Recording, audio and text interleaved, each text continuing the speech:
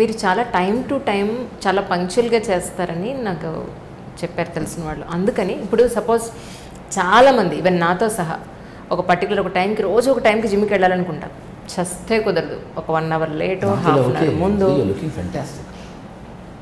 అరే నా భావం చెప్పాను. You don't you look fabulous. Yeah next. No sir, నేను చెప్పేది నా గురించిందా? ఫర్ ఎగ్జాంపుల్ చెప్పాను. సరే, భోజనం చేయడం దగ్గర నుంచి కానీ బ్రేక్ఫాస్ట్ కానీ పర్టికులర్ టైంకి టైం మేనేజ్మెంట్ అనేది మీరు చాలా బాగా చేస్తారనేది నేను విన్నది.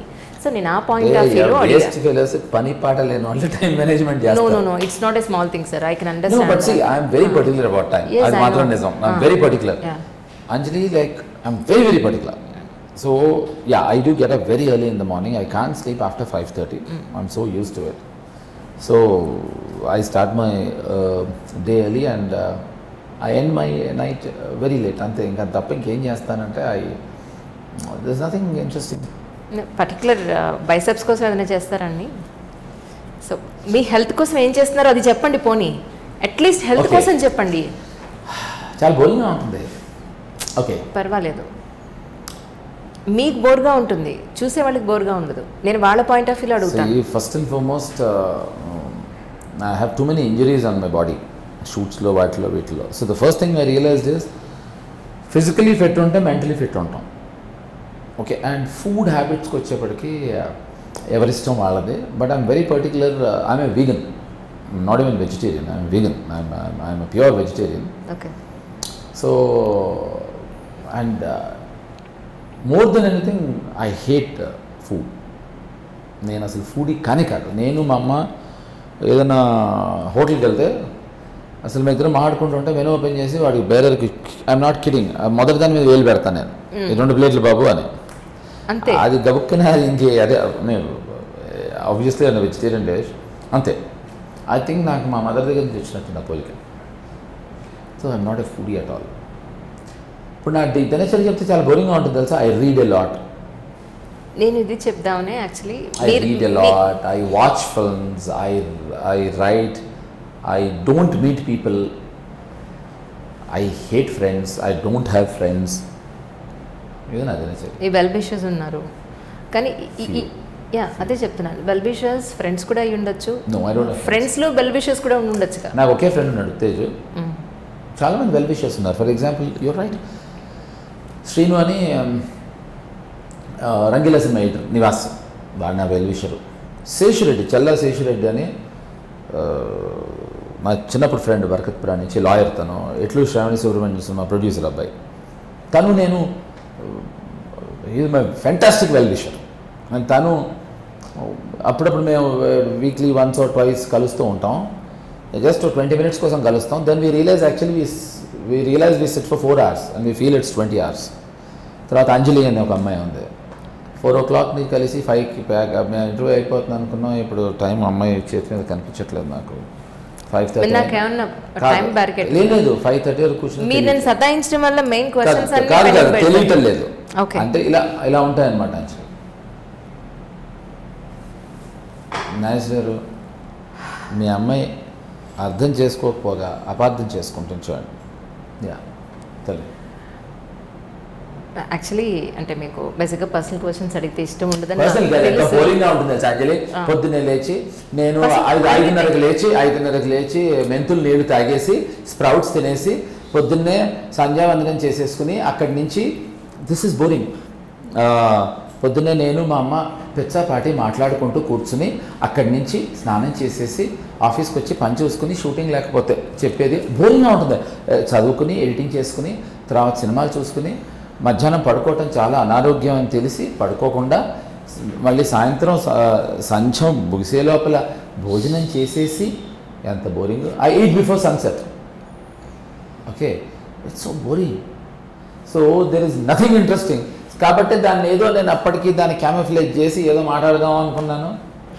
నా పాయింట్ ఆఫ్ వ్యూ ఏంటో తెలుసా మీకు? నేను చెప్తా వినండి. ఇప్పుడు మీరు చెప్పారు కదా మీ పాయింట్ ఆఫ్ వ్యూలోంచి. నా పాయింట్ ఏంటంటే ఫర్ ద కామన్ మెన్, గిరిజి గారు మీ పోలికే కదా, నాకు అర్థమైంది. ఫర్ కామన్ మెన్ ఒక టైంకి లేవడం అన్నా, ఒక టైంకి నిద్రపోవడం అన్నా, ఇన్ టైంలో భోజనం చేయడం అన్నా, ఇన్ టైంలో ఒక వర్క్ చేయడం అన్నా లేదా ఒక పంక్చువల్గా ఏదైనా సరే పని చేయాలి అంటే అదేమి చిన్న విషయం కాదు. It all depends need Anjali. Necessity is mother of invention. Right. ఎవడైనా ఏ కామన్ మ్యాన్ 5ంటికి ఫ్లైట్ అంటే వాడు 6ంటికి వెళ్ళగా, ట్రైన్ 5ంటికి అంటే 5:30కి వెళ్ళగా. Yes, correct. సో నెసెసిటీ అవసరాన్ని క్రియేట్ చేస్తుంది. పర్లేదు ఈ టుఫ్లిస్ గాడు 4కి వస్తా ఉన్నాం, 4:15కి వెళ్ళినా పర్లేదు అని అనుకోవటం ఒకటి. ఓహో, ఈ అమ్మాయి రియాక్ట్ అవ్వట్లా. కాదు కాదు కాదు ఎప్పుడైనా ఎవరైనా నాకు తెలీదు టైం మెయింటైన్ చేయలేమంటారు. ఎందుకు చేయలేరా? ఫ్లైట్ 5ంటికి అయితే 5:30 చూడండి, వెనక్కి తిప్పొస్తాడు, రౌండ్ కొట్టొస్తాడు వెనకాల. So necessity is mother of invention. అవసరాన్ని క్రియేట్ చేస్తుంది. అవసరం ఉన్నప్పుడు చచ్చినట్టు లేస్తాడు. ఎందుకు? వాడికి అవసరం వస్తాయి.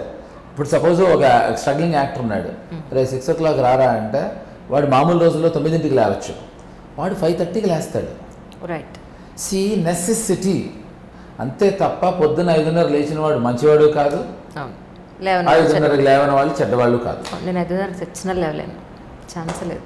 మీరు యాక్ట్ చేసే సినిమాలు కానీ, మీరు డైరెక్ట్ చేసే సినిమాలు కానీ, నేను తీసుకున్న నిర్ణయం కరెక్టా కాదా, లేకపోతే నేను ఏమన్నా రాంగ్ పర్సెప్షన్లో ఉన్నానా అని ఎప్పుడైనా ఎవరితో డిస్కస్ చేయడం జరిగిందా?